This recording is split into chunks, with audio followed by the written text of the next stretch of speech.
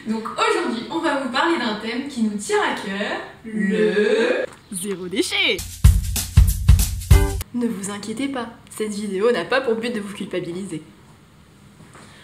Je pense qu'il faut quand même que t'arrêtes de laisser couler l'eau quand tu te brosses les dents. C'est quand même pas compliqué de fermer le robinet. Donc si, on va un peu te faire culpabiliser pour que tu comprennes que la planète c'est important et qu'on en a qu'une, d'accord? Et du coup Jérémy, c'est quoi les 5 piliers du zéro déchet? Je vous fais un petit rappel, les 4 R, les 5 on va dire. Déjà 4 R, donc d'abord réduire, c'est la première chose à faire. Réutiliser, évidemment, réparer, et ensuite en dernier, si vraiment on n'a pas réussi à faire tout ça, recycler. Et bien sûr, évidemment, au passage, composter, c'est pas un R, mais c'est l'essentiel, c'est quand même un tiers de notre poubelle. Composter la matière organique, c'est la base du zéro déchet. Merci Jérémy. Merci. Donc en fait, le zéro déchet, comme on l'a vu, donc il y a les 5 piliers, mais c'est aussi un peu plus large que ça. Donc si on réduit nos déchets, ça veut dire aussi qu'on réduit notre impact sur l'environnement. Donc ça change aussi notre manière de consommer, donc que ce soit sur nos achats, acheter plus local, plus bio, etc. Mais aussi favoriser des transports plus propres. Donc par exemple le vélo, hein, voilà, pour circuler dans l'appartement, c'est pratique. L'eau, c'est très important. Il faut boire environ 1,5 litre par jour. Si tu prends 1,5 litre par jour et que tu utilises une bouteille en plastique par jour, ça fait beaucoup de déchets à la fin de l'année.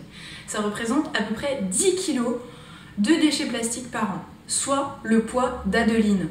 Donc, essaye d'économiser de l'eau et prends plutôt une gourde en verre ou une gourde en inox. Normalement, tous les jours, quand tu prends ta douche, tu utilises du gel douche, du shampoing. Tout ça, c'est dans des flacons qui sont en plastique la plupart du temps. Et ça crée environ 186 millions de flacons par an. Et ça représente 16 000 tonnes de déchets par an en France.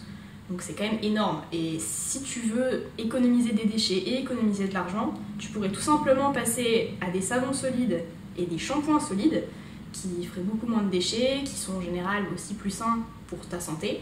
Et voilà, tout le monde est gagnant en fait. Donc allez, à la douche. Ok.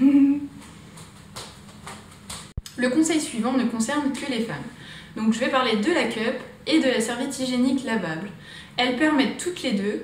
Alors pour les serviettes hygiéniques, ça fait 290 déchets en moins par an et pour la cup, ça fait 150 déchets en moins par an. Et en plus de ça, tu t'évites les pesticides et les produits détergents qui mettent sur les serviettes hygiéniques et sur les tampons classiques. Donc c'est quand même pas mal. Oui non mais attends, c'est bien beau ton truc là, de vouloir passer au truc lavable, mais je suis désolée, la machine à laver ça utilise de l'eau et de l'électricité, donc il y a quoi d'écolo là-dedans?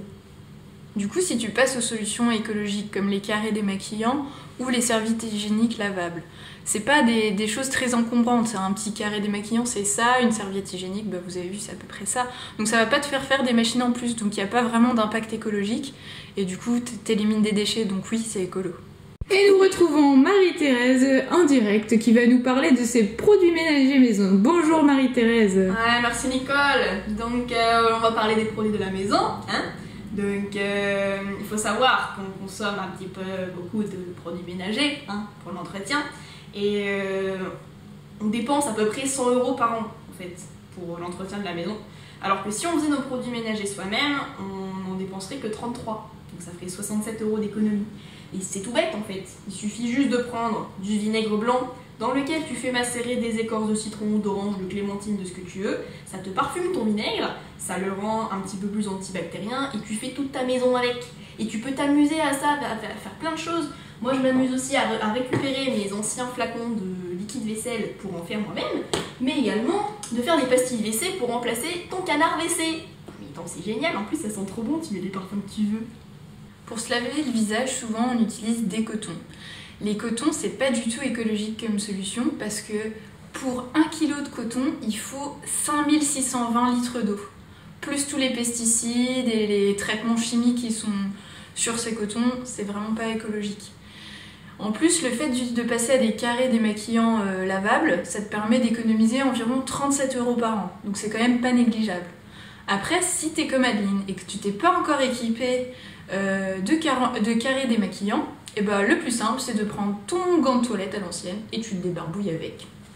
Et du coup Adeline, pour partir en course zéro déchet, tu fais comment? Eh ben, du coup je prends mon grand sac en tissu ou sac à sac, comme vous voulez. Un lot de petits sacs, donc soit pour les fruits, les légumes, pour remplacer les sachets, ou alors si je vais dans un magasin où ils font du vrac pour prendre les pâtes, le riz, etc. Donc toujours à avoir sur soi, les petits sacs comme ça. Une boîte à vide pour la remplir, avec des œufs. Et un ou plusieurs tupperwares en fonction de ce que je veux prendre pour mettre le fromage, la viande, enfin bref, ce que vous voulez. Ça sert toujours. Et hop, dans le panier du vélo. Et c'est parti pour aller à la ferme. Notre consommation d'eau, elle est énorme. Par jour, en France, ça représente 150 à 300 litres par personne. Donc c'est important de réduire ça. Parce que quand on va aux toilettes, on utilise entre 6 et 12 litres d'eau. Et quand on prend une douche, on utilise 30 à 100 litres d'eau. Donc c'est énorme. Donc c'est important aussi, dans une démarche zéro déchet, de réduire cette eau. Et comment on fait du coup? Moi je préconise par exemple le pipi sous la douche. C'est pas dégueulasse, au contraire c'est très écolo, ça te permet d'économiser une chasse d'eau. Donc encore 6 à 12 litres d'économiser. Donc on ne fait pas ça quand on prend la douche avec quelqu'un bien sûr. Et quand on n'a pas d'invité aussi, on peut, au lieu de tirer la chasse à chaque fois, si on fait que pipi, on peut tirer la chasse au bout de 2 ou 3 fois. Et pour la douche, on coupe bien l'eau quand on se savonne, et puis on essaye de ne pas rester 15 minutes sous la douche. Bon, du coup, j'espère que la vidéo vous a plu, et on voudrait quand même ajouter un petit truc, c'est que ça ne cherche pas à vous culpabiliser, et voilà, il faut absolument que c'est important de faire petit pas par petit pas. Donc c'est pas du jour au lendemain, on va complètement changer ses habitudes. Et c'est pour ça en fait qu'il y a quelque chose en ce moment qui est en train de se mettre en place, et là je laisse Manon en parler. Alors oui, c'est nos collègues youtubeurs qui ont mis ça en place. C'est le hashtag On est prêt. Chaque jour ils proposent un défi pour aller vers un mode de vie plus écolo, plus vers le zéro déchet.